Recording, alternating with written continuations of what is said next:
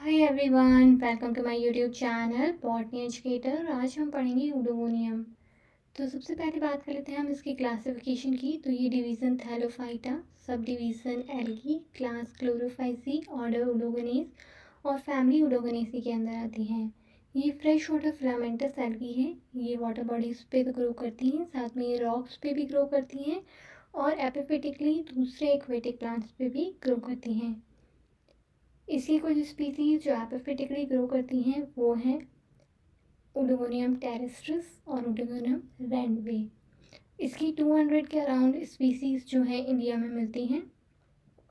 कुछ स्पीसीज जो कॉमन है वो है एरियोलेटम, एर्मिंजेरम और कैडिकम, एस्टर और एलिगेंस। अब बात करते हैं हम इसके थैलस स्ट्रक्चर की। तो ये मल्टीसेलुलर फिलामेंटस एल्गी है। जो अभी तक अपन ने और स्पीसीज पढ़ी थी उनमें ये एडवांस टाइप है। ये थोड़ी फिलामेंटस एल्गी होती है। ये अनब्रांच्ड फिलामेंटस एल्गी है। यूनिसीलिएट फिलामेंट होता है इनका, यानी रोज ऑफ सेल्स से मिलके बना हुआ होता है। फिलामेंट जो है वो 3 टाइप्स का होता है। एपिकल जो है सेल वो राउंडेड होती है। बेसल सेल उसको हम होल्ड फास्ट कहते हैं, जो कि अटैचमेंट में किसी सबस्ट्रेटम से हेल्प कर रही होती है। इसको हम अटैचमेंट डिस्क भी कहते हैं। और जो बीच की एपिकल और बेसल के बीच की जो सेल्स होती हैं उन्हें हम इंटरकैलरी सेल्स बोलते हैं। तो कुछ इस तरीके से ये दिखता है, जिसमें कैप्स भी प्रेजेंट होती हैं सेल्स के ऊपर। ये इसका करेक्टरिस्टिक फीचर है इसके थैलस का कि इसमें सेल्स पे कैप्स प्रेजेंट होती हैं। साथ में इसमें सेक्सुअल रिप्रोडक्शन के लिए ओडोगोनियम और एंथ्रीडिया भी प्रेजेंट होते हैं। तो बात कर लेते हैं इसके सेल स्ट्रक्चर की। तो इसकी जो सेल वॉल है वो 3 लेयर्स की होती है। काइटिन, मिडल पैक्टिन और इनर सेलुलोज की बनी हुई होती है। इनमें जो प्लाज्मा मेम्ब्रेन रहती है वो इसके जस्ट सेल वॉल के नीचे प्रेजेंट होती है और सेमी परमेबल इन नेचर होती है। इनमें यूनिन्यूक्लिएट न्यूक्लियस प्रेजेंट होता है, यानी सिंगल न्यूक्लियस प्रेजेंट होगा जो कि क्लोरोप्लास्ट के अंदर या एक्सेंट्रिकली प्रेजेंट होगा। मेम्ब्रेन बाउंड ऑर्गेनेल्स जैसे गोल्जी, ईआर, माइटोकॉन्ड्रिया प्रेजेंट होंगे। क्लोरोप्लास्ट इसमें रेटिकुलेट टाइप का होता है और बहुत सारे पेरिनॉइड्स इसमें प्रेजेंट होते हैं। जब हमने बात की थी क्लामाइडोमोनास और वॉलवॉक्स की, तो उसमें कप शिफ्ट क्लोरोप्लास्ट प्रेजेंट था और सिंगल पेरिनॉइड्स प्रेजेंट थे जनरली। इसमें रेटिकुलेट टाइप का क्लोरोप्लास्ट पाया जाता है और बहुत सारे पेरिनॉइड्स प्रेजेंट होते हैं। लार्ज नंबर में पेरिनॉइड्स प्रेजेंट होते हैं।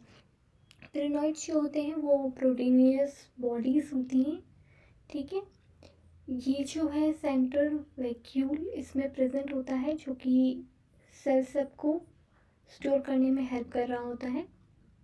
फिर बात कर लेते हैं हम इसकी ग्रोथ और डिवीज़न की। तो बेसल और एपिकल सेल को छोड़कर जितनी भी सेल्स प्रेजेंट होती हैं जो कि इंटरकैलरी सेल्स हैं वो कैपेबल होती हैं डिवीज़न में। अब इसमें क्या होता है, जो न्यूक्लियस प्रेजेंट होता है वो एक्सेंट्रिकली जिसे वो सेंटर में मूव करने लगता है और बीच में आ जाता है। साथ ही इसमें एक रिंग लाइक स्ट्रक्चर फॉर्म होने लगते हैं। यहाँ पर ही रिंग लाइक स्ट्रक्चर फॉर्म होने लगेंगे और ये रिंग लाइक स्ट्रक्चर इंक्रीज होने लगेंगे साइज में। इसके बाद जो है यहाँ पे जो न्यूक्लियस प्रेजेंट है ये डिवाइड करेगा माइटोटिकली, और दो जो न्यूक्लियस है वो इस तरीके से डिवाइड हो जाएंगे।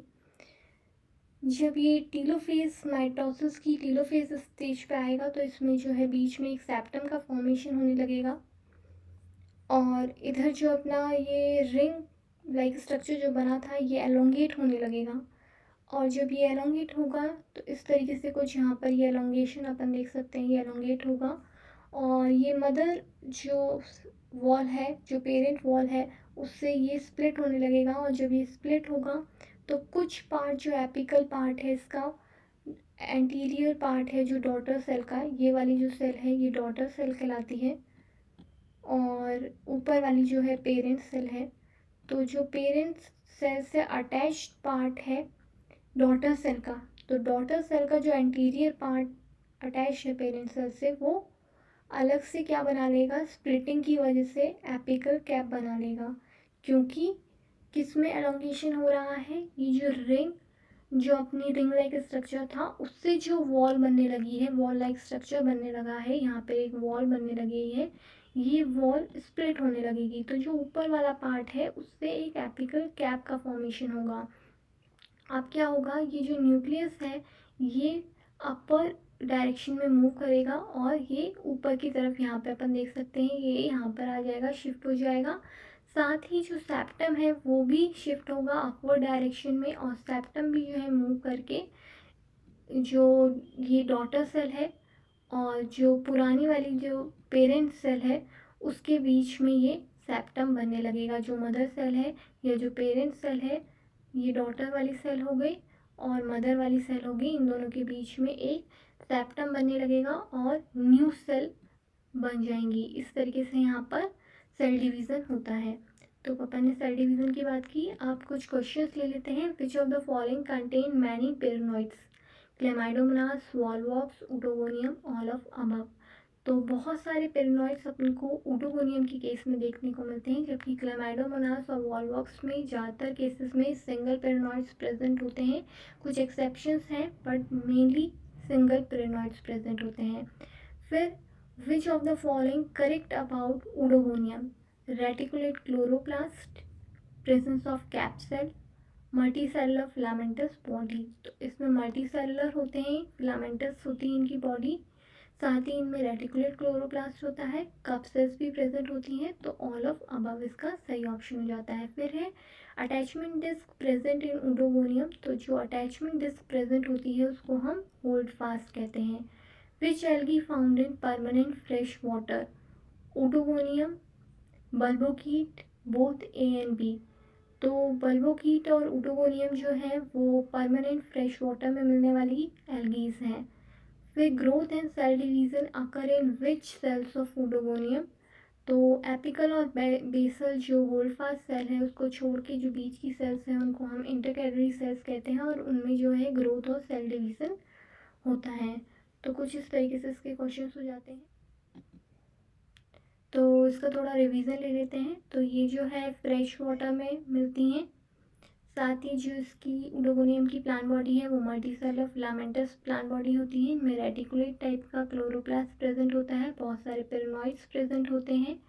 अटैचमेंट के लिए इसमें एक डिस्क प्रेजेंट होती है जिसे हम होल्ड फास्ट कहते हैं। सेल्स पे कुछ कैप्सेल्स भी प्रेजेंट होती हैं, और ये जो है इसमें सेल डिवीज़न और ग्रोथ के लिए जो है बेसिकली इंटरकैलरी सेल्स में ग्रोथ और सेल डिवीज़न होता है। तो कुछ इस तरीके से इसका इम्पोर्टेंस हो जाती है। अगली वीडियो में हम बात करेंगे इसके रिप्रोडक्शन और लाइफ साइकिल की। तो आज के लिए इतना ही। आई होप आपको वीडियो अच्छा लगा होगा। आपको वीडियो अच्छा लगा है तो लाइक कीजिएगा, ज़्यादा से ज़्यादा मेरे वीडियो को शेयर कीजिए, और आप मेरे चैनल पे नए हैं तो सब्सक्राइब करना मत भूलिए। Thank you for watching.